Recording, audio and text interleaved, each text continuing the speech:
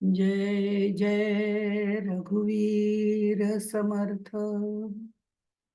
शुका सारिखे पूर्ण वैराग्य जाचे, वशिष्ठा परी ज्ञान योगेश्वराचे, कवी वाल्मिका सारिखा मान्य ऐसा, नमस्कार माझा सद्गुरु रामदासा। त्रिविध तापहार कहे गुरुपाय, भव सिंधू सीतार कहे गुरुपाय, स्वात्म सुखाचे बीज हे गुरुपाय, ज्ञानाचे निज गुज हे गुरुपाय, भक्ती पंथासी लाविती हे गुरुपाय, नयनी रघुवीर दाविती हे गुरुपाय, रामदासाचे जीवन हे गुरुपाय, सकल जीवांसी पावन हे गुरुपाय, सकल जीवांसी पावन हे गुरुपाय। जय जय रघुवीर समर्थ। आज आपण नवविधा भक्तीमधली पादसेवन भक्ती दशक 4 समास 4 याच्यावरती चिंतन करणार आहोत। श्रवण मार्गाने आपण बघितलं किंवा श्रवण भक्तीने आपण बघितलं, ज्ञान मिळतं, वेगवेगळ्या प्रकारचं ज्ञान आपल्याला मिळतं, तर कीर्तनाने आंतरिक सद्भाव आपल्याला प्राप्त होतो। त्या जे काही वाचन चिंतन मनन केलेलं असतं त्याच्याबद्दलचा आंतरिक सद्भाव आपल्यामध्ये निर्माण होतो आणि नामस्मरण भक्तीने आंतरिक जो सद्भाव वाढलेला असतो तो ज्ञानाच्या अधिष्ठानावरती वृद्धिंगत होत जातो, कारण नामस्मरणामुळे आपण त्याच्या जवळ जायला सुरुवात होते। आणि या नामस्मरणाच्या बाबतीमध्ये नंतर आता जी भक्ती आहे त्याच्यामध्ये ज्ञान म्हणजे मला ज्ञान झालं किंवा मला ज्ञान आहे हा भक्तिभाव आणखीन वृद्धिंगत होतो, पण तरी सुद्धा मी भक्ती करतो हा अहंकार त्याच्यामध्ये राहत नाही। हे विशेष पादसेवन भक्तीमध्ये आपल्याला पाहायला मिळतं। म्हणजे मी म्हणजे श्रेष्ठ, मी म्हणजे सर्वोच्च, मी म्हणजे मला सगळं कळतं, हा जो अहंकार असतो तो पादसेवन भक्तीमध्ये हळूहळू कमी व्हायला लागतो। आधीच्या ह्याच्यात असलेला आंतरिक सद्भाव जास्तीत जास्त वाढायला सुरुवात होते। आध्यात्मिक क्षेत्रामध्ये जर आपण बघितलं तर सद्गुरु हे महन मंगल अशी एक संकल्पना आहे। परमेश्वराचं भूतलावरचं चालतं बोलतं रूप किंवा चालतं बोलतं सगुण स्वरूप म्हणजे सद्गुरु आहेत। आणि त्यामुळे या सद्गुरूंच्या बाबतीमध्ये त्यांची पादसेवन भक्ती करणं ही इथे अपेक्षित आहे। इथे समर्थांनी पादसेवन भक्तीमध्ये सांगण्यापूर्वी आपण एक श्लोक म्हटला, त्रिविध ताप हारक हे गुरुपाय, भवसिंधूसी तारक हे गुरुपाय, स्वात्मसुखाचे बीज हे गुरुपाय, ज्ञानाचे निज गुज हे गुरुपाय। आता ह्याच्यामध्ये सुद्धा ह्या गुरुपायाची महती म्हणजे सद्गुरु चरणाची महती त्यांनी याच्यामध्ये सांगितलेली आहे की हे आपल्याला भक्ती पंथाला लावतात। हे त्रिविध ताप हारक आहेत। हारक याचा अर्थ इथे ते त्रिविध ताप आपले घालवून टाकत नाहीत, नष्ट करत नाहीत, पण त्रिविध ताप जे आपल्याला आयुष्यात आपल्या प्रारब्धाप्रमाणे भोगावे लागतात ते सर्व सहन करण्याची शक्ती आपल्याला ते देतात, आनंदाने सहन करण्याची शक्ती आपल्याला ते देतात आणि म्हणूनच आपल्याला या भवसागरामधून पार जाता येतं। हे स्वात्मसुख जे आहे, भगवत भक्तीचं स्वात्मसुख, आत्मज्ञानाचं स्वात्मसुख, त्याला ज्ञानाचं निजगुज असं म्हटलेलं आहे, हे सगळं ते आपल्याला प्रदान करतात जर आपण पादसेवन भक्ती केली तर। कारण पादसेवन भक्ती ही सद्गुरूंच्या सहवासात येण्यासाठी केली जाते आणि मग ते त्यांचा हात धरून आपल्याला पुढे भक्ती मार्गाला जाता येतं. किंवा हे भक्ती मार्गाला गमोपंथ अनंत या राघवाचा तो मार्ग अतिशय मोठा आहे. पण तरी सुद्धा एकदा सद्गुरूंनी हात धरले की आपल्याला तिथपर्यंत जाता येतं. म्हणून हे सद्गुरूंचे चरण अतिशय महत्वाचे आहेत. आणि सद्गुरूंचे पाद सेवन भक्ती, पाद म्हणजे चरण, सेवन त्याचं सातत्याने स्मरण करणं, ते सगळं आपल्या अंतरामध्ये ठेवणं, ते सद्गुरूंचे पाय आपल्या हृदयामध्ये कायम स्थित करून ठेवणं, ही पादसेवन भक्ती आहे. त्यामुळे इथे पादसेवन भक्तीची सुरुवात करताना समर्थ दुसऱ्या ओळीमध्ये असं म्हणतात, पादसेवन ते जाणावे काया वाचा मनोभावे, सद्गुरूचे पाय सेवावे सद्गती कारणे श्रीराम. सद्गुरूचे पाय सेवावे म्हणजे हातपाय दाबून द्यायचे, त्यांच्यासाठी भिक्षा मागायचे, त्यांची इतर सर्व कामं करायचे, सतत त्यांच्या पायाजवळ बसून राहायचे, एवढंच अपेक्षित नाहीये. आत्मोन्नतीसाठी या सगळ्या गोष्टी त्यांचा सहवास मिळण्यासाठी जरूर कराव्यात, पण तेवढंच महत्वाचं नाहीये. कारण सगळ्यांनाच सद्गुरू सदेह मिळतीलच असं नसतं. अशा वेळेला त्यांच्या ग्रंथांचा अभ्यास करणं, त्यांच्या शास्त्राधाराप्रमाणे त्यांनी ग्रंथामध्ये काय सांगितलेलं आहे त्या ग्रंथाप्रमाणे आचरण करणं, त्या ग्रंथांचे विचार आपल्या मनामध्ये बिंबवून घेणं आणि ह्या सगळं करत असताना त्या सद्गुरूंची सेवा काया वाचा मने करणं, याला सद्गुरू म्हणजे पादसेवन भक्ती असं म्हटलं जातं. इथे त्यांच्या बरोबरची आपली समीपता जी असते ती वाढत जाते. या परब्रह्म सद्गुरूची सेवा काया वाचा मने करायची आहे आणि ती करण्यासाठी खरं म्हणजे ही पादसेवन भक्ती सांगितलेली आहे. याच्यामध्ये 3 गोष्टी सांगितलेल्या आहेत. पादसेवन भक्तीमध्ये करायची म्हणजे नक्की काय करायचं, तर सद्गुरूंबद्दल ते हे सगळी भक्ती करत असताना, म्हणजे शारीरिक भक्ती करत असताना, मानसिक भक्ती करत असताना, त्यांचे ग्रंथ वाचत असताना जो एक आपल्यामध्ये सद्भाव निर्माण झालेला असतो, त्यावेळेला त्या सद्गुरूंबद्दल आपलेपणा वाटणं आणि तो आपलेपणा सुद्धा निर्भेळ असणं, निर्लेप असणं, त्यांच्याकडून कोणत्याही ऐहिक सुखाची कुठेही आपल्याला अपेक्षा न ठेवता आपण हे सगळं करणं हे अपेक्षित असतं. कारण असं आहे की त्यांच्याकडनं कोणत्याही ऐहिक सुखाची अपेक्षा करायची हे सगळं करत असताना, कारण सद्गुरू हे ऐहिक सुखासाठी आपल्याकरता नसतातच. आपले ऐहिक सुख जे आहे ते आपल्यावर अवलंबून असतं, कारण आपण जे पूर्वी प्रारब्ध केलेलं असतं त्यानुसार आपलं सगळं आयुष्यामध्ये घडत असतं. आणि हे घडत असल्यामुळे याला सद्गुरू काही करू शकत नाहीत, पण त्यातून बाहेर पडण्याचा मार्ग ते आपल्याला दाखवू शकतात.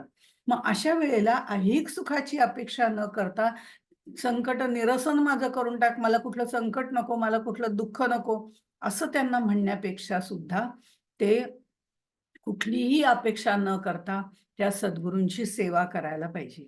कारण असं आहे की आपण रामरक्षा म्हणतो, ती आपल्याला शक्ती प्राप्त त्याच्यामधली एक शक्ती प्राप्त व्हावी या दृष्टिकोनातून ती म्हणायला पाहिजे. ती रामाने आपले संकटच दूर करून टाकावीत म्हणून ती म्हणायची नसते. हनुमानाचं स्तोत्र म्हणताना आपण म्हणतो संकट निरसन करून टाक, तर ते संकट निरसन तो कधीच करत नाही. त्यातनं जाण्याची शक्ती तो प्रदान करू दे हे महत्वाचं असतं.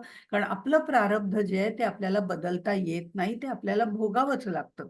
त्यामुळे श्रीरामाने सुद्धा त्याच्या जीवनामध्ये किती सुंदरपणे, सहजपणे आणि तरी सुद्धा नीतीपूर्ण वागून आपल्या संकटांवर मात केलेली आहे. मग ही जी शक्ती आहे ती शक्ती आपल्यामध्ये येणं महत्वाचं आहे. तसं सद्गुरूंच्या बद्दल आपलेपणा वाटावा, पण तो आपलेपणा वाटताना सुद्धा त्याच्यामध्ये कुठली अपेक्षा ठेवू नये. ऐहिक सुखाची तर नाहीच नाही, संकट निरसनाची पण नाही. तर याबद्दल गोंदवलेकर महाराज म्हणतात, सद्गुरू इथे तुम्हाला आत्मसुख द्यायला बसलेले आहेत, आत्मज्ञान द्यायला बसलेले आहेत. आणि गोंदवलेकर महाराज म्हणतात की मी इथे दुकान मांडून बसलोय, मी इथे केशर कस्तुरीचं दुकान मांडून बसलोय, आत्मज्ञानाचं दुकान मांडून बसलोय आणि लोक जे येतात ना ती सगळी हिंगमिरं मागायला येतात, म्हणजे ऐहिक सुख मागायला येतात. खरं ऐहिक सुख सद्गुरूंना देणं अशक्य नाहीये, पण तरी सुद्धा ते भोग पुन्हा पुन्हा आपल्याला भोगायला यावे लागतात. म्हणून सद्गुरू बद्दल आपलेपणा वाटणं हे महत्वाचं आहे, पण तो निर्लेप असायला हवा. दुसरी गोष्ट, हा संपूर्ण देह त्यांच्याच सेवेसाठी अर्पण करणं, त्यांची सेवा यथानुशक्ती, यथानुबुद्धी आपल्याला जेवढी होईल तेवढी जरूर करावी, जास्तीत जास्त करावी. ही सेवा अर्पण करणं हाही एक भाग आहे आणि त्याच्यासाठी देहही आपला महत्वाचा आहे. पण त्या देहातली आसक्ती सोडून सद्गुरूंची सेवा करायची आहे, हेही तितकंच खरं आहे. त्याच्यानंतर मन, जे आपलं मन आहे, ज्या मनामध्येच आपल्याला त्यांची स्थापना करायची आहे, ते मन त्यांच्याकडून येणाऱ्या सूचना ग्रहण करण्याकरता निरंतर तत्पर ठेवायला पाहिजे.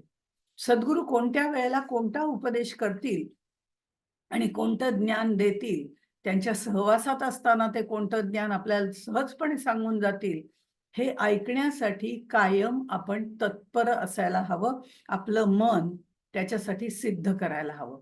म्हणजे ह्या 3 गोष्टी ज्या आहेत, या 3 गोष्टी म्हणजे सद्गुरूंबद्दल आपलेपणा वाटणं, त्यांच्यासाठी सेवा अर्पण करणं, तन, मन, धन सगळं अर्पण करून आणि आपलं मन त्यांच्या सूचना ग्रहण करण्यासाठी तत्पर ठेवणं.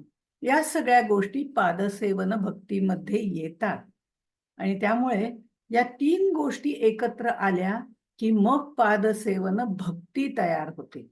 नुसतं पादसेवन करून नुसती त्यांची सेवा करायची आणि बाकीच्या गोष्टी करत बसायचं, याच्यामुळे की भरपूर पैसे द्यायचे, देणगी द्यायची आणि मग आपण मोकळं. अशा पद्धतीने सेवा करून चालत नाही. या 3 गोष्टी एकत्र आल्या म्हणजे पादसेवन भक्ती होते. ती करायला सांगितलेली आहे. इथे संत किंवा सद्गुरू यांची सेवा करायची म्हणजे आधी संत आपल्याला ओळखावे लागतात. खरं म्हणजे संत आपल्या आजूबाजूलाच असतात. बऱ्याच ठिकाणी असतात, अनेक तऱ्हेने ते आपल्याला भेटतात. पण काय होतं, आजूबाजूला असले तरी आधी मुळात भेटत नाहीत आणि भेटले तरी ते आपल्याला ओळखता येत नाही.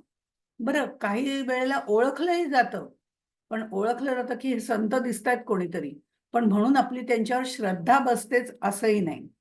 आणि श्रद्धा किंवा निष्ठा जर बसली, तर ती आपल्याला निभावता येते असं नाही, कारण आपण देहरूपाने देहाशी तादात्म्य पावत असल्यामुळे आपल्याला ती आंतरिक जी ओढ आहे ती देहाची असते, विषयांची असते. त्यामुळे त्यांच्यावर श्रद्धा आहे, निष्ठा आहे, पण तरी सुद्धा आपण या देहात गुरफटल्यामुळे आपल्याला ती निभावता येत नाही. बरं, निभावली तरी त्याची सेवा करता येते असं नाही. प्रापंचिक अडचणी असतात, शारीरिक अडचणी असतात. त्यामुळे सेवा करता येते असंही नाही. म्हणजे एवढ्या सगळ्यातनं बाहेर पडून हा सगळा दुर्मिळ असा योग आहे आणि तो त्यामध्ये पादसेवन भक्ती करण्याचा योग हा त्याहून दुर्मिळ आहे. म्हणून कारण ही प्रत्यक्ष परब्रह्माची सेवा आहे. पण सद्गुरू हे परब्रह्माचं चालतं बोलतं रूप आहे या भूतलावरचं. त्यामुळे ही परब्रह्माची सेवा आहे आणि काही वेळेला ही सेवा करता करता सुद्धा मी सद्गुरूंची सेवा करतो हाही अहंकार आपल्यामध्ये निर्माण होण्याची शक्यता असते. त्यामुळे साधकाच्या बाबतीमध्ये तर ही दाट शक्यता आहे अहंकार निर्माण होण्याची, अहंभाव निर्माण होण्याची. ही जी टाळणं हे ह्या पादसेवन भक्तीमध्ये आपल्याला प्राप्त होऊ शकतं. काय असतं अहंकारामध्ये, काय भावना असते की अहंकारामध्ये मी मोठा, माझी आज्ञा सगळ्यांनी पाळली पाहिजे, मी प्रमुख आहे, मी सांगतो तसंच झालं पाहिजे. मग ते भक्ती असो, सद्गुरू असो, माझं आणि सद्गुरूंचं नातं अगदी चांगलं आहे, आता मी सांगेन ते तुम्ही केलं पाहिजे, असला काहीतरी वेडगळपणाचा असा एक अहंकार आपल्यामध्ये निर्माण होण्याची शक्यता आहे. आपल्याला गजानन महाराजांच्या विठोबा पोथीमधलं, गजानन विजय पोथीमधलं विठोबा घाटोळाचं चरित्र माहिती आहे. पण तो सांगतो, मी सांगतो ना, मी उठवतो त्यांना. काय त्याच्यामध्ये फरक पडतो? सद्गुरू माझे हे नेहमीचे आहेत. इतकं तो सहज घेतो आणि मी उठवतो त्यांना दर्शन देतो तुम्हाला. हा अहंभाव त्याला तिथे निर्माण, वास्तविक भरपूर सेवा केलेली आहे. पण तरी सुद्धा हा अहंभाव त्याच्यामध्ये निर्माण झाला. म्हणजे इथे ह्या पादसेवन भक्ती करताना सुद्धा अहंकार निर्माण होण्याची शक्यता असते. पण जर वरच्या 3 गोष्टी ज्या सांगितलेल्या आहेत, पादसेवन भक्ती करता, त्या जर आपल्या अंगामध्ये मुरवल्या, त्या जर आपल्या पूर्णपणे आचरणामध्ये आणल्या, तर निश्चितपणे हा अहंकार आपल्याला होत नाही. आणि म्हणून दुसऱ्याला मोठेपणा देऊन आपण विनम्र होणं, हा जो भाव आहे, हा अहंकाराचा लय करणं आहे. हा अहंकाराचा लय पादसेवन भक्तीमध्ये प्रारंभ होतो. प्रारंभ होतो. परिपूर्ण होतो असं म्हटलं जात नाही. त्याचं कारण प्रारंभ होतो. कधी डोकावून तो वर मान काढेल ते सांगता येत नाही. पण सद्गुरूंपुढे विनम्र होत गेलं, की आपोआपच दुसऱ्याला मान देणं, त्याची आज्ञा पाळणं, म्हणजे दुसऱ्याची आज्ञा पाळणं, या योग्य अयोग्य याचा विचार करून पाळणं. बाकीच्यांच्या बाबतीत, सद्गुरूंच्या बाबतीत तसं नाही. सद्गुरूच्या बाबतीत त्यांनी आज्ञा केली, की ते करणंच महत्वाचं आहे. कल्याणात छाटी उडाली, मार उडी म्हटल्यावर त्यांनी मारलेली आहे उडी. त्यांनी हा विचार नाही केला, की मी पडलो तर, मला लागलं तर, छाटीचं काय घेऊन बसला, दुसऱ्या 10 छाट्या आणून देतो, असं म्हटलं नाही. कारण ते म्हणे समर्थ आज्ञा आहे, की उडी मार, की मारली. पण त्याला हे खात्री असते, की हे सद्गुरू आपल्याला वाचवणारे आहेत. ही परिपूर्ण निष्ठा ज्यावेळेला असते, तेव्हा ती पादसेवन भक्ती परिपूर्णतेकडे जाते. अहंकाराचा तर लय होतोच होतो आणि सद्गुरूंच्या सहवासात कायम राहिल्यामुळे, समीपतेमुळे त्यांच्या चरणाशी आपला दृढ भाव निर्माण होतो. आणि दृढ भाव निर्माण झाल्यानंतर त्यांचं ऐकायचं, ते सांगतील ते करायचं, असं एक दुसऱ्याला महत्त्व देण्याची आपली वृत्ती वाढते. अशा तऱ्हेने अहंकारामध्ये आपल्याला दुसऱ्याला आज्ञा देण्याची सवय असते, पण पादसेवन भक्तीमध्ये दुसऱ्याची आज्ञा मानण्याची सवय होते.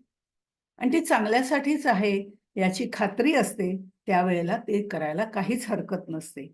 अशा या भक्तीच्या ज्या पायऱ्या आहेत, त्यातली ही पादसेवन भक्ती जी आहे, त्याच्यामुळे आपल्याला षटसंपत्तीपैकी जर आपण विचार केला तर उपरम, उपरती असं काहीही म्हणू शकता. तर तो उपरम जे आहे, ही षटसंपत्तीपैकी एक जी संपत्ती आहे, ती आपल्याला साध्य होते. अशा वेळी म्हणजे सद्गुरूंच्या बाबतीमध्ये ही सेवा करत असताना बऱ्याच वेळा असं होतं, की सद्गुरू सदेह आपल्याबरोबर असतातच असं नाही. मग अशा लोकांनी काय करायचं? ज्यांचे सद्गुरू न म्हणजे देही आता स्थित नाहीत, त्यांनी आपलं आयुष्य परिपूर्ण केलेलं आहे. कृतार्थ करून ते परिपूर्ण होऊन आपल्या स्वधामी परतलेले आहेत. अशा सद्गुरूंच्या बाबतीत काय करायचं? तर अशा वेळेला सद्गुरूंची जी वाङ्मय रचना आहे, ती वाङ्मय रचना ही त्यांची वाङ्मयीन मूर्तीच असते. त्यांनी लिहिलेले जे ग्रंथ असतात, ती त्यांची वाङ्मयीन मूर्ती आहे. त्या दासबोध, आत्माराम दासबोध माझे स्वरूप स्वतः सिद्ध, असं सद्गुरू समर्थ रामदास म्हणतात. म्हणजे तुम्हाला दुसरं काही बघायची गरजच नाही. ज्या वेळेला त्यांचं निर्याण झालं, त्यावेळेला त्यांच्या बाजूला अक्कास्वामी, उद्धव स्वामी हे सगळे तिथे होते आणि त्यांच्या डोळ्यात पाणी आलं.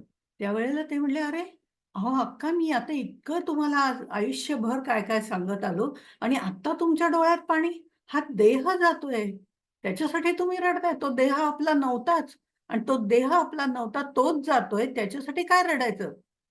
पण आत्माराम दासबोध माझे स्वरूप स्वतः सिद्ध, असं त्यांनी सांगितलंय. मी ह्या ग्रंथांमधनं आहे. ते ग्रंथ तुम्ही वाचन करा. तुम्हाला कुठलीही अडचण येणार नाही. सद्गुरूंच्या वचनाशी समरस होणं, सद्गुरू ज्या मार्गाने गेले त्या मार्गाचा अवलंब करणं, नाम, जप, भजन, पूजन यात रमून जाणं आणि त्यांच्या तत्वांचा प्रसार करणं, त्यांच्या वाङ्मयाद्वारे दिलेले जे संदेश आहेत, ते आचरणात उतरवणं आणि आचरणात उतरवून दुसऱ्याला दाखवणं. कारण सांगणं सोपं असतं. असं करावं, तसं करावं, तसं करावं. सहजपणे आपण सांगू शकतो. पण आपण ते आचरणात आणू शकतो का? हे महत्वाचं आहे आणि आपण जर ते आचरणात आणलं, तर निश्चितपणे दुसऱ्याला न सांगता सुद्धा कधी ना कधीतरी ते निश्चित लक्षात येतं. त्यामुळे आचरणात आणणं हे महत्वाचं आहे आणि ते संदेश आचरणात उतरवणं, या सगळ्या गोष्टी हे सुद्धा पादसेवन भक्तीच आहे. कारण सद्गुरु वाचूनी सापडेना सोय, धरावे ते पाय आधी आधी, असं तुकाराम महाराज जे म्हणतात, ते याचसाठी म्हणतात. आणि त्यामुळे हे सगळं करण्याकरता सद्गुरूंच्या त्यांच्या ग्रंथांच्या सहवासात राहणं, त्यांच्या विचारांच्या सहवासात राहणं, हे सुद्धा पादसेवन भक्तीचंच लक्षण आहे. मग इथे समर्थ असं म्हणतात 5व्या ओळीमध्ये, सद्वस्तू दाखवी सद्गुरु, सकळ सारासार विचारू, परब्रह्माचा निर्धारू, अंतरी बाणे श्रीराम. मग हे सद्गुरू कसे आहेत? सद्गुरू हे परब्रह्माचं शबल रूप आहे असं आपण म्हणतो. ते आपल्याला सारासार विचार करायला शिकवतात.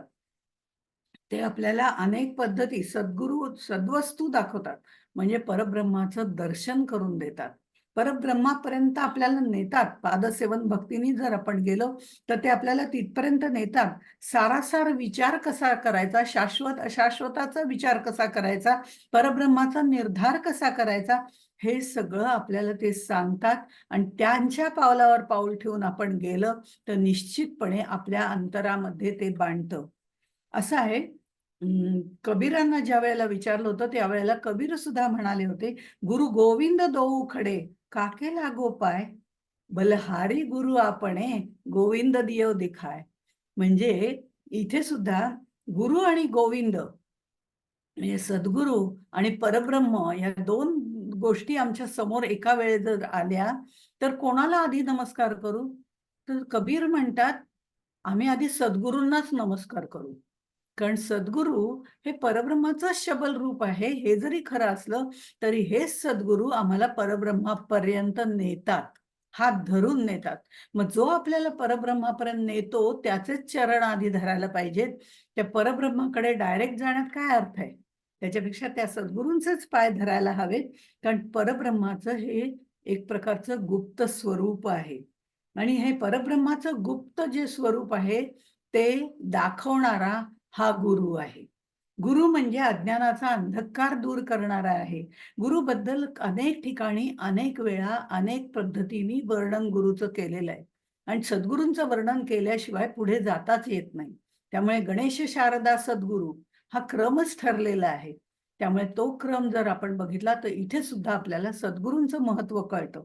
सद्गुरू आपल्याला परब्रह्माची ओळख करून देतो वगैरे आध्यात्मिक दृष्टिकोनातनं हे तर आहेच आहे. पण व्यवहारात सुद्धा सद्गुरू आपल्याला मार्गदर्शन करत असतो. काय कर, काय नको करू, काय सोडून दे, काय धरून ठेव, या सगळ्या गोष्टी महत्त्वाच्या आहेत. त्यामुळे कसं वागावं, सार काय, असार काय, काय पद्धतीने वागलं पाहिजे, शाश्वत काय, अशाश्वत काय, हे सगळं सद्गुरू आपल्याला सांगतात. कारण सद्गुरू ही माऊली आहे. तिला सद्गुरू माऊली असं म्हटलं जातं. ती आईप्रमाणे आपलं रक्षण करत असते. मग इथे आणखीन एक महत्त्वाची गोष्ट सांगावीशी वाटते. लहान मुलाला आई अशी खेळणी देते आणि बरीच खेळणी देते वेगवेगळ्या, कुठे रबरी खेळणं असेल, एखाद्या प्राण्याचं चित्र असेल, एखादं बाहुली असेल, काय बरंच खेळायला देते. आणि ते डबाच्या डबा त्याच्यापुढे तो ओतला खेळण्यांचा, की ते मूल जे असतं ते छान त्याच्यामध्ये खेळायला सुरुवात करतं. आता हे खेळायला ज्यावेळेला सुरुवात करतं त्यावेळेला त्या आईच्या लक्षात येतं काहीतरी कुठेतरी काचेचा तुकडा पण आहे वाटतं त्याच्यामध्ये. आईचं खूप लक्ष असतं. त्यामुळे अगदी आई जरी मूल पाळण्यामध्ये झोपलेलं असलं आणि आई मागच्या खोलीमध्ये एखाद्या दुसऱ्या खोलीत असली, तर बाकीच्यांना ऐकू जाणार नाही. पण आईला मात्र मूल रडतंय किंवा मूल उठलंय हे लगेच समजतं. कारण जे आपल्या आतमध्ये 9 महिने वाढवलेलं असतं, त्याची नाळ कुठेतरी भावनिकदृष्ट्या जास्त जुळलेली असते. त्यामुळे त्याला काय वाटतंय हे आईला निश्चितपणे कळतं. तसंच खेळण्यांमध्ये खेळणी दिली खेळायला, पण त्याच्यात काचेचा मोठा तुकडा आहे. तो मुलाला लागेल, त्याच्या तोंडाला इजा होईल, त्याने तोंडात घातलं तर काय करायचं? हे तिच्या लक्षात आल्याबरोबर ती तिथे येते आणि त्या मुलाला कुठल्यातरी दुसऱ्या गोष्टीमध्ये रंगवते. दुसऱ्या गोष्टीमध्ये बघायला सांगते, "तिकडे बघ तो काऊ आलाय, अमका आलाय" वगैरे. हळूच तो तिथला काचेचा खडा काढून घेते. त्याच्याऐवजी खडीसाखरेचा खडा ठेवते. कारण त्यातल्या एकाही वस्तूला हात लावलेला त्या मुलाला चालत नाही. तिथली उचललेली तर त्याला अजिबात चालत नाही. कारण त्याला ते सगळं माझं आहे असं माहिती असतं. त्यामुळे ते लहान मूल सुद्धा तेवढ्या बाबतीत मी माझे धरून ठेवत असतं. तिथपासूनच तर आपली सुरुवात होते मी माझं धरायला. तर हे जे सगळं आहे अशा वेळेला तो जो खडा आहे, काचेचा तुकडा आहे तो बाजूला ठेवते आणि दुसरा खडीसाखरेचा खडा ठेवते आणि मग तो त्यांनी चघळला काय, खाल्ला काय, काही फरक पडणार नाही याची तिला खात्री असते. अशा तऱ्हेने जो घातक काचेचा तुकडा आहे तो ती बाजूला काढते, त्याचं लक्ष दुसरीकडे वेधून घेते. तसंच सद्गुरू संसारातनं जे जे आपल्याला घातक आहे तिथनं आपलं मन बाजूला काढून घेतात. वेगवेगळ्या पद्धतीने काढून घेतात. काही वेळेला आपल्याला असं वाटतं सुद्धा, की मी एवढी सद्गुरूंची सेवा करते, तरी सुद्धा सद्गुरूंनी हे वाईट माझ्याकडे का टाकलं? ह्या वाईट गोष्टी माझ्या बाबतीत का घडल्या? असं आम्हाला वाटतं, कारण आम्ही देहाला चिकटलेलो आहोत. देह बुद्धीने वावरत असतो. पण अशा वेळेला सद्गुरूंवर निष्ठा ठेवावी, की त्यांनी हे वाईट दिवस जरी दिले असले, तर ते माझ्या हिताकरताच दिलेले आहेत. हे जेव्हा लक्षात ठेवतो, त्यावेळेला आपल्या त्या संकटांकडे पाहण्याचा दृष्टिकोन बदलतो. अनेक संकटं येतात, पण त्या संकटांमधनं अनेक गोष्टी आपल्याला शिकायला मिळतात, की ज्यामुळे आपल्याला त्याचा पुढच्या जीवनामध्ये फायदा होतो. मग हे सद्गुरूंनी आणलेलं संकट आपल्याला त्या संकटाचं त्यावेळेला राग जरी आला सद्गुरूंचा, तरी ते आपल्या हितासाठी असतं. त्यामुळे अशी संकटं आली, तर त्या संकटांना घाबरून जायचं कारण नाही. कारण सद्गुरूंची पादसेवन भक्ती करत असताना निश्चितपणे सद्गुरू वेगळ्या तऱ्हेने आपल्याला बाजूला करतात. ही श्रद्धा किंवा निष्ठा हवी आणि ती पादसेवन भक्तीमुळे आपल्यामध्ये प्राप्त होते. आपल्याला ते सहन करण्याची ताकद आपल्यामध्ये येते. इथे पुढे समर्थ असं म्हणतात 8व्या ओवीमध्ये, संगत्याग आणि निवेदन, विदेह स्थिती अलिप्तपण, सहज स्थिती उन्मनी विज्ञान, हे सप्तही एक रूप श्रीराम. अत्यंत महत्वाची अशी ही यातली ओवी आहे. अत्यंत महत्वाची ओवी असं म्हटलं तरी इथे फक्त या ओवीचं बीजारोपण केलेलं आहे. इथे फक्त ती ओवी, त्यातले शब्द आपल्याला माहिती व्हावेत एवढंच सांगितलेलं आहे. जास्त विवेचन केलेलं नाही, कारण हा पादसेवन भक्तीचा समास आहे. आणि ह्याच्यामध्ये पण ह्या ज्या गोष्टी आहेत, संगत त्याग, निवेदन, विदेह स्थिती, अलिप्तपण, सहज स्थिती, उन्मनी विज्ञान, या 7 गोष्टी पादसेवन भक्तीमध्ये एकरूप व्हायला सुरुवात होते. अहंकाराचं निर्मूलन झाल्यानंतर, व्हायला लागल्यानंतर एक आपल्यामध्ये लीनता येते. आपण दुसऱ्याचं ऐकायला शिकतो. ऐकून त्यातलं काय घ्यायचं, काय नाही घ्यायचं हे आपल्या हातात असतं. त्यामुळे फक्त ऐकण्याची क्रिया आपण शांतपणे करू शकतो आणि हळू यातलं काय चांगलं आहे ते घेऊन बाकीच्या गोष्टींचा त्याग करायला सुरुवात करू शकतो. हा विचार विनिमय, हा सारासार विचार आपल्याला करता येतो. या 7ही गोष्टी ज्या आहेत, ह्या पादसेवन भक्तीमुळे एकरूप होतात, असं इथे समर्थांनी सांगितलेलं आहे. आणि हे सगळं आपल्या आचरणात येण्यासाठी, या 7 गोष्टी आचरणात येण्यासाठी सद्गुरूंचं सान्निध्य हवं. आता या 7 गोष्टीचं एकत्र येऊ शकतात आणि हे पादसेवन भक्तीमुळे होऊ शकतं, सद्गुरूंच्या समीपतेमुळे होऊ शकतं आणि त्यामुळेच आपल्यामध्ये वेगवेगळे आपल्या अंतःकरणातला पालट जो आहे तो होऊ शकतो. आणि मुळामध्ये ही आंतरिक साधना आहे. पादसेवन भक्ती ही आंतरिक साधना आहे. त्यामुळे आपण पहिल्या ज्या बघितल्या त्या वाचिक होत्या. आता ही कायिक आहे असं म्हटलेलं आहे. ह्या पादसेवन भक्ती ही कायिक भक्ती आहे. पण त्याच्यामुळे कायिक भक्ती करत असताना आपल्या अंतरामध्ये बदल व्हायला लागतो. सद्गुरू सहवासांमुळे, संत सहवासामुळे हे निश्चितच आहे. आणि त्यामुळे ह्या 7 गोष्टी एकरूप होऊ शकतात असं सांगितलंय. पूर्वी आपण सायन्समध्ये एक अगदी आमच्या लहानपणी, आता माहित नाही, असं होतं, की एक आम्हाला गोल तबकडी करायला द्यायचे. म्हणजे गोल पुठ्ठा कागदाचा, त्याच्यावर पांढरा कागद लावायचा, त्याच्यात 7 रंग भरायचे आणि ते 7 रंग, ती जी तो तुकडा आहे, हातावर घेऊन गरकन फिरवायचा. तो गरकन फिरवला, की तो पुन्हा पांढराच दिसतो. आपण 7 रंग त्याच्यामध्ये मिळवलेले असतात. 7 रंगाचे 7 हे काढलेले असतात त्याच्यामध्ये आणि ते गोल फिरवलं, की मात्र एक पांढराच कागद त्याला गती मिळाली, की एक पांढराच कागद दिसतो. मग हे सप्तही एकरूप या पद्धतीने होत असतात. म्हणजे दिसताना रंग फक्त एकच दिसतो. तो एको वै एक रसो वै सहाचा जो रंग आहे, तो आपल्यामध्ये इथे यायला लागतो. आणि मग हे सगळं एकरूप होऊन जातं. इथे संगत त्याग. ह्या साताची अगदी थोडक्यात ओळख करून घेऊया. कारण ह्या सात ह्याचा विस्तार समर्थांनी दशक 9 ते 15, दशक 9 ते 15 म्हणजे प्रत्येक दशकात एका ह्याचा विचार मांडलेला आहे. संगत त्याग 9व्या दशकामध्ये 10 समासभर त्यांनी तेच सांगितलंय. संगत त्याग, निवेदन, विदेह स्थिती, अलिप्तपण हे जे आहे ते 9 ते 15 मध्ये सांगितलेलं आहे. आता फक्त बीजारोपण केलंय असं जे मी म्हटलं ते यासाठी. पण मग मध्ये आपण आता 4थ्या दशकामध्ये आहोत. इथे आपल्याला षट संपत्तीचा विचार करतोय, साधन चतुष्टयाचा विचार करतोय. त्यामुळे आत्ता त्याची फक्त बीज पेरणी आहे. मग हे जे चौथा दशक झाल्यानंतर 5वा, 6वा, 7वा काय आहे? तर 5वा, 6वा, 7वा याच्यामध्ये भक्तीचं बीजारोपण झाल्यानंतर देवदर्शन जे आहे तिथपर्यंत जायचंय, म्हणजे देव शोधन करून देव दर्शनापर्यंत 5, 6, 7 या समासात सांगितलंय. 8वा हा ज्ञानदशक आहे आणि 9व्यापासनं या 7 सप्तही एकरूप म्हणजे काय हे 9 ते 15 मध्ये त्यांनी सांगितलेलं आहे. अशा तऱ्हेने या दासबोधाची रचना आहे. त्यामुळे हे सर्व पुढे येणार आहे. पण तरी सुद्धा उल्लेख झालेला असल्यामुळे हे म्हणजे काय, तर संगत त्याग म्हणजे काय, ममत्वाचा त्याग करणं. मी माझं हे ममत्व आमचं वाढत असतं. सातत्याने मी माझ्यामध्ये गुरफटत चाललेले असे, म्हणजे मी माझी मुलं, माझी बायको, माझा नवरा या ह्याच्यामध्ये मी इतकी गुरफटलेली असते, ह्याचा अर्थ त्यांच्यावर प्रेम करायचं नाही का? त्याग करायचा म्हणजे मुळीच नाही. भरपूर प्रेम करायचंय, पण त्यांच्याकडनं कुठलीही अपेक्षा ठेवायची नाही. कारण अपेक्षा केली की अपेक्षाभंगाचं दुःख येतं. आपण आपलं कर्तव्य करायचं, त्यांच्याकडनं अपेक्षा करायची नाही. निरपेक्ष प्रेम जे म्हणतात ते करणं इथे अपेक्षित आहे आणि त्यामुळे संगत त्याग आपल्याला साधतो. गोंदवलेकर महाराज त्यांच्या प्रवचनामध्ये फार सुंदर सांगतात, मी माझे याच्याबद्दल त्यांनी जे सांगितलेलं आहे, मार्च मधल्याच प्रवचनामध्ये त्यांनी आता सांगितलेलं आहे की प्रत्येक मनुष्य हा मी माझे ह्या भाषेतच बोलत असतो.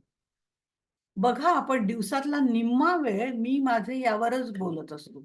त्यामुळे मी माझे या भाषेत आपण बोलत असतो आणि प्रत्येक व्यक्तीला या दोन्ही बाबतीमध्ये कर्तव्य असतं, ते त्याच्या लक्षात राहत नाही. मी माझे बोलतो, पण ते कर्तव्य करणं त्याच्या लक्षात राहत नाही. आणि माझे या शब्दामध्ये काय येतं, तर माझे या शब्दामध्ये शरीर आणि तत्संबंधी सर्व गोष्टी येतात. पण शरीराचीही काही कर्तव्य आहेत आणि त्याच्याशी येणाऱ्या लोकांशी किंवा समाजाशी जे आपण वागतो तीही आपली काही कर्तव्य आहेत. म्हणजे आयुष्यामध्ये माझे मध्ये जे येतं ते शरीर आणि त्या संबंधी, तर तीही आपली कर्तव्य आहेत. आणि मी जे आहे ते आयुष्यामध्ये मीच कर्तव्य परमेश्वर प्राप्ती हे आहे. तो खरा मी, तो परमेश्वर जो आपल्यामध्ये स्थित आहे त्याला ओळखणं हे आपलं खरं कर्तव्य आहे.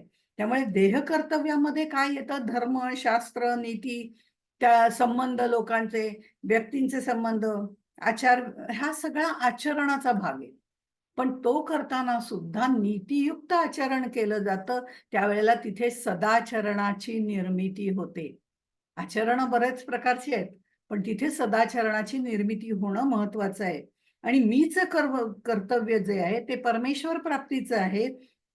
ही दोन्ही कर्तव्य पार पाडणं गरजेचं आहे आणि ते खरं म्हणजे मी माझं आहे, की ज्याच्यामुळे आपल्याला संगत त्याग घडतो. हा मी माझेपणा वेगळा आहे, तो आपल्या कर्तव्यांशी निगडीत आहे आणि तो आपल्या मी म्हणजे अंतरात्म्याशी निगडीत आहे. त्यामुळे ही अंतर्मुख साधना पण आहे आणि त्याचबरोबर बाह्य गोष्टींमधलं जे आपलं लक्ष आहे ते आपोआपच कमी केलं जातं. वारा सुद्धा सुगंध घेतो आणि तो जाता जाता सोडून देतो, दुर्गंधही घेतो आणि सोडून देतो. तसंच आपणही करायचंय. ज्या ज्या काही आनंदाच्या गोष्टी आहेत, ज्या ज्या काही दुःखाच्या गोष्टी आहेत, त्या सर्व घ्यायच्याच आहेत. कारण त्या आपल्याला घ्याव्यात. आनंदाच्या वेळेला आनंदाच्या गोष्टी सुगंधासारख्या धारण कराव्यात. त्यातला आनंद जरूर लुटावा, पण जाता जाता ते सोडून पण द्यावं. तसं दुःखाच्या गोष्टी सुद्धा सोडून देणं हेही महत्वाचं आहे. कारण आनंद असो वा दुःख, सुख-दुःख समे कृत्वा, याप्रमाणे या दोन्ही गोष्टी सोडून द्याव्या लागतात आणि हे सोडून देणं जीवनामध्ये अत्यंत आवश्यक आहे. अनेक वेळा अनेक गोष्टी आपल्याला कोणी-कोणी बोललेलं असतं, कोणी-कोणी काही वाईट सांगितलेलं असतं, वाईट बोललेलं असतं. हे आपण मनात घट्ट धरून ठेवतो. हे कुठेतरी सोडून द्यावं लागतं. हे सोडलं तरच आपण त्याचा त्याग केला, या संघाचा त्याग केला, या आजूबाजूच्या गोष्टींचा आपण मानसिक पातळीवरती त्याग केला, की आपण आनंदी राहतो. हे संगत त्याग आहे. आत्मनिवेदन तर आत्मनिवेदन भक्ती आपल्याला पुढे येणारच आहे. हे पूर्ण टोटल सरेंडर ज्याला म्हणतात, पूर्ण निवेदन ज्याला म्हणतात, ते म्हणजे फक्त एक तू एक तू एक तू विठ्ठला हे आपलं मीच कर्तव्य आहे. आणि सर्व समाजामध्ये जगामध्ये राहताना सर्वाभूती परमेश्वर पाहणं हेही एक माझेच कर्तव्य आहे. अशा दोन कर्तव्य सायमल्टेनियसली आपल्यामध्ये निर्माण व्हायला लागतात. त्याला निवेदन असं म्हटलं जातं. आणि एक म्यान में दो तलवार, प्रेम की गली अति साकरी वगैरे असं कबीरांनी जे म्हटलेलं आहे, तिथे दोन राहूच शकत नाहीत. मी पण आणि तू पण ह्या दोन गोष्टी राहूच शकत नाहीत. म्हणून मी तूपणाची केली बोळवणं असं दत्ताच्या आरतीमध्ये आपण म्हणतो. ते जे आहे, मज विण तू मज दे रे राम, मी नाहीच तूच आहेस. हे तू हा परमेश्वर, तो सद्गुरू, त्याची स्थापना इथे करणं, मी नाहीच. इथे मीचा लय व्हायला सुरुवात होते. हे जे आहे ते निवेदन आहे. निवेदनानंतर विदेह स्थिती आहे. देहातीत अवस्था आहे. शुक, जनक राजा यांची उदाहरणं दिली जातात विदेह स्थितीसाठी. प्रारब्ध कर्माप्रमाणे सगळं आपल्याला भोगावं लागतं, करावं लागतं, हे सगळं खरं आहे. पण तरी सुद्धा या सगळ्यामधनं मी म्हणजे देह नाही, मी म्हणजे आत्मतत्व आहे, हे मनामध्ये पक्क धारण करून कुत्ता जाने चमडी जाने असं जे म्हटलं जातं, की त्याचं तो बघून घेईल देहाशी काय करायचं ते. तो चावतोय चावू दे, रक्त गळतंय गळू दे. ते देहाची अवस्था आहे. ती माझी नाही. माझा अंतरात्मा आनंदामध्ये आहे. ते भोग, ते प्रारब्ध तो भोगतोय. ते शरीर भोगतोय, मी भोगत नाही. ही भावना मनामध्ये असणं, ही विधेय स्थितीचा भाग आहे. आणि मग हा जो अहम असतो आपल्यामध्ये, तो अहम पूर्णपणे इथे आपण काय करतो, आपला अहम जो आहे तो आपला मन, बुद्धी, इंद्रिय यांना घट्ट पकडून एका गाठोड्यात बांधून त्यावर अहमची अशी गाठ घट्ट बांधलेली असते. ती अहमची गाठ सोडून टाका आणि त्या मन, बुद्धी, इंद्रिय यांना पूर्णपणे स्वातंत्र्य द्या. पूर्णपणे स्वातंत्र्य अशासाठी द्या, की जे विषय आतापर्यंत मी भोगत आलेलो आहे, जो विषय मी उपभोगत गेलेलो आहे, भोगत गेलेलो आहे, सुख दुःख दोन्ही, त्याप्रमाणे आता ते सगळं बाजूला सारून हे सगळे विषय मी आता भगवंताकडे लावणार आहे, सद्गुरूंकडे लावणार आहे, संतांकडे लावणार आहे आणि त्याच विषयाचा आनंद घेणार आहे. ही जेव्हा ती गाठ सोडली जाते अहमची, त्यावेळेला ही विदेह स्थिती प्राप्त होते. आणि ती, कारण आपलं स्वरूप जे आहे ते नेहमी मुळाकडे जाण्याचं आहे. तोच आपला भाव नेहमी असतो, आपल्याला मुळाकडे जायला आवडतं. हे स्वस्वरूप जे आहे ते पाहणं महत्वाचं आहे.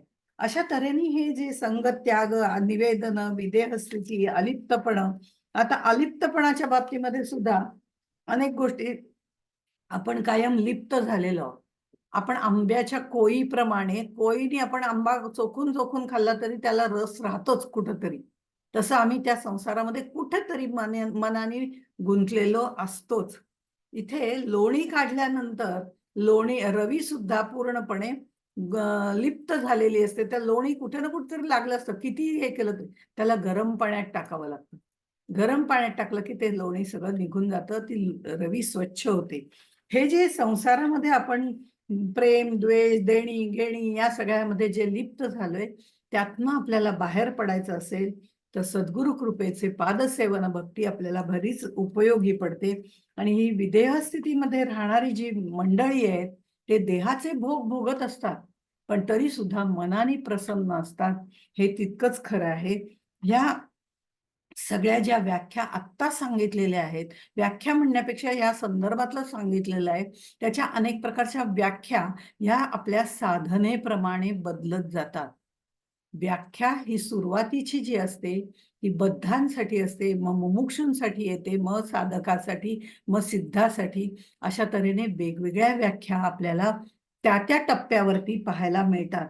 आणि हे सगळं सद्गुरूंच्या सहवासामध्ये, पादसेवन भक्तीमध्ये, त्यांचं वाङ्मयाचं मनन, चिंतन, वाचन आणि त्याही पुढे जाऊन आचरण, हे आचरण करणं, त्या चरणाशी एकनिष्ठ राहून ते आपल्यामध्ये सामावून घेणं म्हणजे आचरण करणं, हे सगळं आपल्याला करावं लागतं.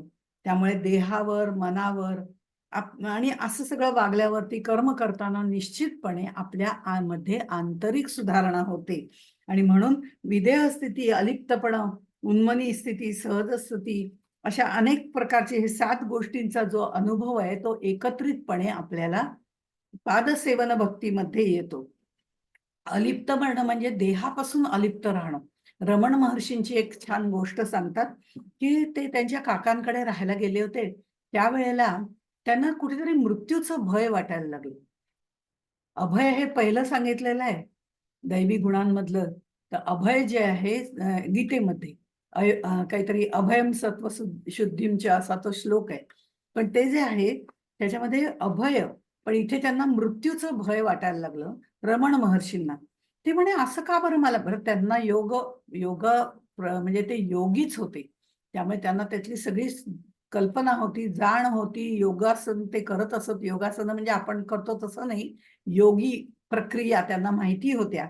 त्यामुळे त्यांना मृत्यूचं भय वाटल्याबरोबर ते वरच्या माडीवरच्या खोलीमध्ये गेले. एका खोलीमध्ये आणि तिथे एकदम निचेष्टित म्हणजे काहीही हालचाल न करता सर्व शरीर त्यांनी ताठ केलं आणि तिथे ते आडवे पडून राहिले. घट्ट ते शरीर पूर्णपणे ताठ केलं. ते शरीर त्यांचं मृत झालं, याप्रमाणे थंडगार सुद्धा झालं. बाहेरून जर कोणी पाहिलं असतं तर त्यांना वाटलं असतं हे गेले बहुतेक. अशा तऱ्हेने त्यांनी ती अवस्था आपल्या योगाच्या साधनेने, योग प्रक्रियांनी केली आणि प्राण रोखून ठेवले. म्हणजे मृत्यू म्हणजे काय हे त्यांनी तिथे पाहिलं, त्याचा विचार केला आणि मग त्यांच्या लक्षात आलं, की हे जे सगळं झालंय हे शरीराला झालंय. मग जे शरीर अशाश्वत आहे, जे कायम टिकणारं नाही, आज ना उद्या जाणार आहे, त्याला मृत्यू येणारच आहे. मग हे शरीर म्हणजे मी नाही, मग मला मृत्यूचं भय कशाला? माझा अंतरात्मा, माझा प्राण, माझे पंचप्राण हे बाहेर पडणार आहे. ते आत्मतत्व तिथून बाहेर पडणार आहे आणि ते दुसरा देह धारण करणार आहे. वासांशी जीर्णानी यथा विहाय त्याप्रमाणे होणार आहे. मग मला ह्याचं भय वाटण्याचं काही कारणच नाही. हे त्यांच्या लक्षात आल्यानंतर त्यांनी पुन्हा अ, पूर्वस्थितीवरती ते आलेले आहेत असं त्यांच्या बाबतीत सांगितलं जातं. त्यामुळे प्रत्येक गोष्टीचा सारासार विचार करणं आणि तो योग्य तऱ्हेने करणं, आपल्याला पचेल रुचेल या पद्धतीने करणं आणि त्याच्यामध्ये सद्गुरूंचं अधिष्ठान ठेवणं, या सगळ्या गोष्टी आपल्याला पादसेवन भक्तीमुळे जमतात, हे तितकंच खरं आहे. आणि सहज स्थिती म्हणजे जगरहाटीप्रमाणे व्यवहार सगळे करायचेच आहेत. प्रकृती धर्माप्रमाणे सगळ्या गोष्टी करायच्याच आहेत. पण तरी मनाने ब्रह्माकार व्हायचंय. मनाने ब्रह्माकार व्हायचंय, लोकांतात राहून एकांत सेवन करायचंय आणि सर्व व्यवहार लोकाचाराप्रमाणे करताना आंतरिक स्थिती मात्र बिघडू द्यायची नाहीये. याला सहज स्थिती असं म्हणतात. अशा तऱ्हेने हे सगळं ह्या 7ही गोष्टी आपल्याला साध्य होतात, ज्याचा उहापोह 9 ते 15 दशकामध्ये समर्थांनी डिटेलमध्ये केलेला आहे. आता पुढची जी ओवी आहे, त्याच्यामध्ये ते म्हणतात, "जे अभ्यासिता नये, जे साधने असाध्य होये, ते सद्गुरु विण काये, उमजो जाणे श्रीराम." जे अभ्यासिता नये, काही गोष्टी अभ्यास करून समजत नाही. त्याचा अनुभवच घ्यावा लागतो. आई होणं हा जो प्रकार आहे, उदाहरणार्थ आई होणं हा जो प्रकार आहे, त्याच्यासाठी काय वेदना सहन कराव्या लागतात, काय प्रेम निर्माण होतं. आई होणं हे नुसतं प्रबंध लिहिला, आई होणं म्हणजे नक्की काय असतं ते सगळ्या भावनिकदृष्ट्या लिहिलं, तरी तो अनुभव अभ्यासिता न येईल. त्याच्यासाठी स्वतः आईच व्हावं लागतं. हे जसं आहे, तसं ते म्हणतात, जे अभ्यासिता नाहीये, या परमार्थ मार्गावरती चालताना जे अभ्यासाने आपल्याला कळत नाही, ते सद्गुरूंच्या सहवासात आपल्याला कळतं. ते पटकन आपल्याला सांगून जातात. तिथे तत्पर होणं गरजेचं असतं आणि ते पादसेवन भक्तीमध्ये जमतं. जे साधने असाध्य होय, साधनं सांगितलेत बरीच करायला. श्रवण करा, मनन करा, चिंतन करा, आचरण करा सांगितलेत. पण साधने असाध्य होय. पण नुसतंच ते करून भागत नाही. भक्ती, ज्ञान, वैराग्य या सगळ्या गोष्टींचा समन्वय कसा साधायचा, कोणत्या वेळी कोणती गोष्ट आवश्यक आहे, या सगळ्या गोष्टी हळूहळू सद्गुरूंचे पादसेवन भक्ती केल्यामुळे आपल्याला उमजो जाणे, आपल्याला कळायला लागतात. हा हा ज्ञान मार्ग आहे, हा भक्ती मार्ग आहे, हा योग मार्ग आहे. असे आणखीन काही काही मार्ग आहेत. वेगवेगळ्या प्रकाराने जाण्याचे साधनं आहेत. पण सद्गुरूंच्या पादसेवन भक्तीमुळे आपण नक्की कुठला करायचा, आपल्याला काय पचनी पडणार आहे, आपण कशा पद्धतीने करावा, या सगळ्याचं ज्ञान आपल्याला आपोआपच होतं. म्हणून ही पादसेवन भक्ती अत्यंत महत्वाची आहे. हे जसे हे 7 रंग आपल्याला एकत्रितरित्या पादसेवन भक्तीमुळे आपल्याला आपल्या आचरणात आणता येतात, आपल्या मनामध्ये बिंबवता येतात, त्याची सुरुवात करता येते आणि मग परब्रह्मापर्यंत जाता येतं. तसंच या काही गोष्टी सुद्धा सद्गुरू पादसेवन भक्ती केल्यामुळे होतात. ही भक्ती सद्गुरूंचे पादसेवन असं का म्हटलं? कारण ते योग्य मार्ग दाखवणार आहेत. त्यामुळे सद्गुरूंचे पादसेवन भक्ती इथे महत्वाची आहे, जे प्रत्यक्ष परब्रह्माचं शबल रूप आहे.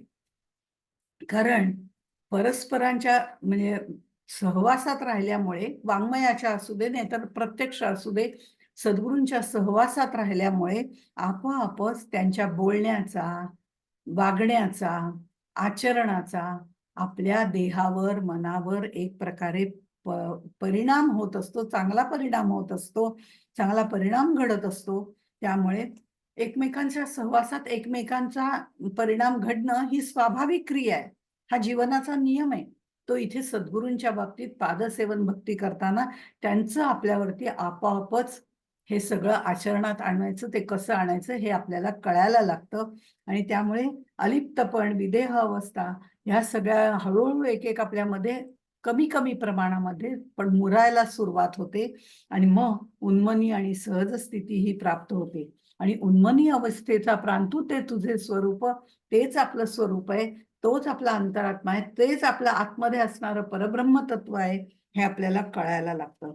आणि अशा पद्धतीने हे सगळं चालू असताना पादसेवन भक्तीमध्ये समर्थांनी खरं म्हणजे लक्ष्मीचं उदाहरण दिलेलं आहे. रमासेवी पादांबुजे जाण तैसा नमस्कार माझ्या सद्गुरु रामदासा. असं उद्धव सूत म्हणून आहेत. त्यांनी जे करुणाष्टक म्हणा किंवा सद्गुरूंना जे नमन केलेलं आहे, त्याच्यामध्ये त्यांनी ज्या उपमा दिलेल्या आहेत, त्याच्यात रमासेवी पादांबुजे जाण जैसा म्हणजे तिथे त्यांनी नवविधा भक्ती सांगितलेली आहेत. एकीकडे नवविधा भक्ती आहेत, एकीकडे भागवतातले दाखले आहेत आणि एकीकडे रामदासांचं चरित्र आहे. अशा 3 टप्प्यावरती हे सद्गुरु स्तवन त्यांनी केलेलं आहे किंवा करुणाष्टक म्हणूया. त्यातला पहिला श्लोक सुखासारखे त्यांनी घेतलेला आहे, जो त्यांचा नाहीये. तिथेही त्यांनी तो घेतलेला आहे, कारण रामदासी संप्रदायामध्ये या श्लोकाला विशेष महत्व आहे. आणि त्यामुळे रमासेवी वास्तविक ही चंचल लक्ष्मी जी समजली जाते, जी समुद्र मंथनातून बाहेर आली, मग तिने वरमाला हातात घेतली होती, ही कथा सगळ्यांना माहिती आहे. त्यामुळे ही भागवत कथा आहे. त्यामुळे तिचं ते सौंदर्य, तिचं ते चाल, तिची ती वर्ण, कांती हे सगळं बघून प्रत्येक सूर आणि असुर सगळ्यांना असं वाटायला लागलं, हिने माझ्याशीच लग्न करावं. म्हणून जो तो तिच्यात पुढे करत होता, मागे धडपडत होता. तिने आपल्याला हा माळ गळ्यात घालावी, वरमाला घालावी म्हणून धडपडत होता. पण ती मात्र शांतपणे सगळ्यांकडे नजर टाकत होती आणि लांब शेषशाही बसलेले जे विष्णू होते, त्यांच्यापर्यंत ती गेली आणि त्यांच्यातले जे दैवी गुण तिने पाहिले आणि ते शांतपणे बसलेत आणि ते आपल्या मागे लागत नाहीत, ते आपल्यापेक्षा श्रेष्ठ आहेत, हे लक्षात घेऊन तिने त्यांना वरमाला घातली, असा कथा भाग आहे. आणि मग ती त्यांचे कायम पाय चेपत बसली असंही चित्र आपल्याला पाहायला भेटतं. लक्ष्मी चंचल आहे, इकडून तिकडे धावणारी आहे. त्या धावणाऱ्या लक्ष्मीच्या पाठी लागलं तर निश्चितपणे ती आपल्याला फक्त खेळवते. आपल्याला संपत्ती, लक्ष्मी, पैसा देईलच असं नाही. ती आपल्याला फिरवत राहते. पण ती पादसेवन भक्ती करणारी जी लक्ष्मी आहे, ती विष्णूचे पाय चेपतीये. त्या विष्णूच्या जवळ असणारी ही पादसेवन भक्ती करणारी जी लक्ष्मी आहे, ती मात्र स्थिर लक्ष्मी आहे. त्या स्थिर लक्ष्मीच्याकडे जाण्यापेक्षा म्हणजे तिचीही उपासना करण्याची गरज नाही. त्या स्थिर लक्ष्मीची, ती ज्याचे पाय चेपतीये, त्या विष्णूची उपासना केली, त्या भगवंताची उपासना केली, की आपोआपच ती आपलीशी होते. कारण विष्णूचे भक्त तिला प्रिय आहेत. कारण विष्णू हा तिचा पती आहे आणि आपल्या पतीच्या सान्निध्यात कायम राहणारी ती स्थिर लक्ष्मी आहे. म्हणून तिचे रमासेवी पादांबुजे जाण जैसा, असे चरणकमल चेपणारी अशी जी स्थिर लक्ष्मी आहे, तिच्याऐवजी त्या विष्णूचं स्मरण करा, कधीच काही कमी पडणार नाही. हे निश्चितपणे संत आपल्याला सांगत असतात. कारण हे सगळे दैवी गुण त्या विष्णूंमध्ये सामावलेले आहेत. विष्णूंमध्ये, शंकरामध्ये, शैव, वैष्णव या पद्धतीने जर विचार केला तर हे दैवी गुण तिथे आहेत आणि एकदा ते दैवी गुण मिळाल्यानंतर क्रिया पालटे तात्काळ, असं समर्थ जे सांगतात. त्याच्यामध्ये दान, अहिंसा, सत्य, अक्रोध, अभय वगैरे हे असे 26 गुण गीतेमध्ये सांगितलेले आहेत. आणि त्यामुळे निश्चितपणे व्यक्तीमध्ये एक प्रकारची नम्रता येते. एवढे सगळे गुण आल्यानंतर कशाचीही काही कमी पडतच नाही. कारण तिथे कुठली अपेक्षाच राहत नाही. आपल्या पुरतं आपल्याला मिळालं, पुष्कळ झालं, ही संभावना, ही समाधान त्याच्यामध्ये आपल्याला मिळतं.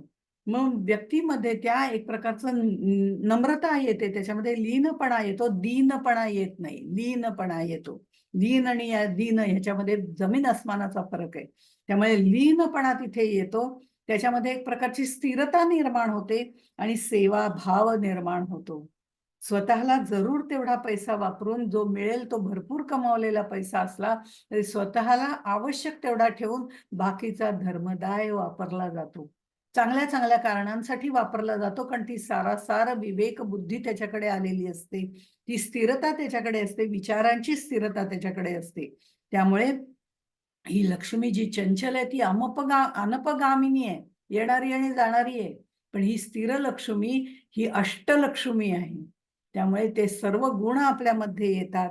म्हणून रमासेवी पादांबुजे जाण जैसा, असं समर्थ उद्धव सुत समर्थांचं वर्णन करतानाही त्यांनी तसं म्हटलेलं आहे. आणि मग पुढे त्यांनी म्हटलंय समर्थांनी पादसेवन भक्तीमध्ये असं म्हटलंय, या कारणे ज्ञान मार्ग कळाया धरावा सत्संग, सत्संगे विण प्रसंग, बोलोच नये श्रीराम. देव ब्राह्मण महानुभाव, सत्पात्र भजनाचे ठाव, ऐसिये ठाई भाव, दृढ धरावा श्रीराम. हे प्रवृत्तीचे बोलणे, बोलिले रक्षावया कारणे, परंतु सद्गुरु पाय सेवणे, या नाव पाद सेवन श्रीराम. आता हे सगळं कळायला ज्ञानमार्ग, सत्संग म्हणजे काय, कोणत्या संतांचा मार्ग धरावा, त्याच्यामध्ये प्रेम कसं असावं, हे सगळं सांगितलंय. हे पादसेवन भक्तीमध्ये सद्गुरु हळूहळू आपल्याला ज्ञान देऊन आपल्याला त्या दिशेला वळवतात. मग ते देव, ब्राह्मण, महानुभाव, कोण कोण चांगली लोक आहेत, सत्पात्र म्हणजे संत सज्जन, सत्पात्र म्हणजे चांगली लोक, यांच्या सगळ्यांचे आपोआप आपल्याला सहवास मिळायला लागतात. एकदा या क्षेत्रात शिरलो की आपल्याला इकडची लोक आपोआप माहिती व्हायला लागतात. ही सुद्धा सद्गुरूची कृपाच असते. ही सुद्धा सद्गुरूची काय आहे, आम्ही जर व्यवहारात बघितलं की मला समजा आता खूप सिनेमाची आवड आहे. मला सिनेमाला जायला आवडतं, मला पार्ट्यांना जायला आवडतं, मला बिशीला जायला आवडतं. हे सगळं करत असताना मी त्याच्यातच आसक्त झालेली असले, मी त्याच्यातच रमलेली असले, की आपोआपच सिनेमाला जाणारी आवड कोणाकोणाला आहे, कोणते नट आहेत, हे सांगणारी माहिती देणारे कोण-कोण आहेत, हे सगळं आपोआपच आपल्याला त्या बाजूला आपण झुकत जातो आणि ती लोकं त्या आपापल्या सहवासामध्ये येत राहतात. इथे सुद्धा तोच नियम आहे. फक्त आम्ही आमची दिशा बदलली आहे. त्यामुळे सत्संगतीमध्ये राहण्यासाठी कोणकोणती माणसं भेटायला हवीत, कोणकोणते ग्रंथ आपोआप आपल्याकडे चालत येतात. बऱ्याच वेळा असं होतं, की आपल्याला असं वाटतं, हा ग्रंथ खरा आपल्याकडे असायला हवा आणि ह्याच्याबद्दल आपल्याला बोलायचंय. आपोआप काही वेळेला आपण घेतोच तो ग्रंथ, आपण त्याच्यावरती अभ्यास करायचा असला तर. पण काही वेळेला असं होऊन जातं, की एखादा ग्रंथ एखादा जण सहज भेट म्हणून देऊन जातो. अशी घटना घडलेली आहे माझ्या बाबतीत, की सहज म्हणून. आता हा ना इतका ग्रंथ जुना झाला तर मिळत नाही. पण आता माझ्या डोळ्याला पण हे बारीक अक्षर दिसत नाही आणि मला आता हा नकोय खरं म्हणजे ग्रंथ माझं वाचणं. तुम्ही ठेवून घ्या, तुम्हाला कधीतरी उपयोगी पडेल. असं तो माणूस सांगून जातो आणि तसा ग्रंथ तो आपल्याला त्यावेळेला असं वाटतं, काय मी याचा करणार आहे का अभ्यास? होणार आहे का याचा उपयोग? पण असू दे. त्या माणसाने दिलाय ना, जीवभूते शिवपूजा. वगैरे जे म्हटलं जातं, त्याप्रमाणे त्याही माणसाच्या अंतरंगामध्ये कुठेतरी अंतरात्मा आहे, कुठेतरी भक्ती आहे, तोही एक प्रकारचा देव आहे, असं जेव्हा समजलं जातं, तेव्हा ते पुस्तक बाजूला ठेवलं जातं. सद्विचाराने आलेलं ते पुस्तक बाजूला ठेवलं जातं आणि काहीतरी 3-4 महिने उलटतात आणि एखादा विषय असा येतो, की तेच पुस्तक आपल्याला अत्यंत उपयोगी पडून जातं. हे आपोआप घडणाऱ्या ज्या क्रिया आहेत, या सद्गुरु कृपेमुळे घडत असतात, ह्याचं मात्र निश्चितपणे भान ठेवावं लागतं. अशी ही आंतरिक स्थितीचं पालटणारी अशी ही सद्गुरु सेवा आहे, सद्गुरु पादसेवन भक्ती आहे. त्यामुळे पादसेवन भक्तीमध्ये आपल्याला जे हवंय ते त्या वेळेला योग्य रीतीने प्राप्त होतं. त्यामुळे त्याचीही चिंता करायचं कारण नाही. मनी मानव व्यर्थ चिंता वाहते, अकस्मात होणारं होऊन जाते. ते होऊन जातं आणि त्याच्यामागे सद्गुरू उभे असतात जर पादसेवन भक्ती केली तर. अशी ही पादसेवन भक्ती आहे, ज्याच्यामध्ये खरं म्हणजे बाह्य गोष्टींची गरजच नसते. हा मीपणा गळून पडणं, काया वाचा मने त्यांची सेवा करणं. आपल्याला कायेने म्हणजे कायिक ही सेवा आहे खरं म्हणजे. ही भक्ती जी आहे ती कायिक आहे. ही पादसेवन भक्ती जी कायिक आहे, त्याच्या पुढच्या दोन्ही भक्ती कायिक आहेत. ज्याला अर्चना आणि वंदन म्हटलेलं आहे. या पहिल्या 3 आपल्याला मानसिक सांगितल्या, नंतरच्या 3 कायिक सांगितलेल्या आहेत. त्यातली ही पहिली भक्ती आहे. पण कायिक म्हटलं तरी त्याच्यात मायेचा ओलावा हा मनानेच येतो. त्यामुळे ती काया वाचा मने करण्याचीच भक्ती आहे. ती सेवा तशीच करायची आहे आणि ती सेवा करून सुद्धा नंतर ती सद्गुरूंना अर्पण करायची. त्यामुळे हे सगळं अर्पण करण्याची जी प्रक्रिया आहे, त्यामुळे एक प्रकारचा आपल्याला मानसिक आनंद मिळत जातो. यामध्ये शमदमादी षटसंपत्तीपैकी उपरम साध्य होतो, असं म्हटलं जातं. उपरम, उपरती दोन्ही अर्थाने हा शब्द रमती म्हणजे रमणे. रमणे म्हणजे त्यामध्ये आपलं तल्लीन होऊन जाणं. ह्या बाबतीमध्ये पादसेवन भक्तीमध्ये तल्लीन होऊन जाणं, रमून जाणं. त्याच्याबद्दल रती निर्माण होणं, प्रेम निर्माण होणं, निरपेक्ष प्रेम निर्माण होणं आणि हे सगळं केल्यानंतर जे जगणं आपण जगतो, आत्तापर्यंत जे आपण जगलो होतो, विषय सुखाचं आपल्याला आवड होती आणि ती विषय सुखाची आवड आपण वृत्ती पादसेवन भक्ती करता इकडे वळवली आणि ती वळवल्यानंतर पहिली जी आपण आत्तापर्यंतचं आयुष्य वाया घालवलं, हा एक प्रकारचा पश्चात्ताप आपल्याला होतो. ते पण ती वेळ यावी लागते. सद्गुरूची वेळ यावी लागते. हे निश्चित आहे. सगळे टक्के-टोणपे खाल्ल्यानंतरच आपण तिकडे वळतो, असंही बरेच वेळा होतं. त्यामुळे समर्थ असं म्हणतात, की वैराग्य ते सुंदर धारण करावे, पण आम्हाला इतक्या लवकर वैराग्य येत नाही. आम्ही देहबुद्धीशी कारण सदेह अवस्था आहे, विदेही अवस्था नाही आमची. त्यामुळे सदेह अवस्था असल्यामुळे आम्ही सगळे टक्के-टोणपे खाल्ल्यानंतरच इथे येतो, हे निश्चित आहे. पण आत्तापर्यंत जे जगलो, त्याचा पश्चात्ताप आपल्याला होतो, की अरे खरं म्हणजे आपण ह्याच्यात आधीच लागायला हवं होतं. केवढं छान सुख याच्यामध्ये मिळतंय, समाधान मिळतंय. भगवंताबद्दलची रती निर्माण होते, विषय सगळे तिकडे वळवले जातात. आणि पण तरी सुद्धा देह हे त्याचं साधन आहे, हे लक्षात ठेवून हा देह व्यवस्थित ठेवणं तितकंच गरजेचं आहे. कारण देहाच्या साधनानेच आपल्याला सद्गुरू सेवा कायिक रीतीने करता येते. वाचिक आणि मानसिक तर आपण करतच असतो. करायला सुरुवात होते, तेव्हा ते पादपूजन जे म्हटलं जातं किंवा पादसेवन भक्ती म्हणा, ती आपल्या अंगामध्ये मुरायला लागते आणि ही मुरायला लागल्यानंतर आपोआपच आपली इंद्रिय शांत व्हायला लागतात. जी विषयांकडे ओढ घेत असतात, ती सगळी साधनं आपली भगवंताकडे वळवली जातात आणि त्यामुळे आपल्याला एक प्रकारचं समाधान मिळतं. इंद्रिय शांत व्हायला लागतात. उपरम होतो त्यांचा. ती रमतात, ती आनंदात असतात. देवाच्या विषयांमध्ये ती लिप्त होऊन जातात. पण मग हे लिप्त होणं हे अलिप्तपणाचाच एक भाग आहे. आपण या संसार प्रपंचापासून हळू दूर व्हायला लागतो आणि याच्यातच आवडतं.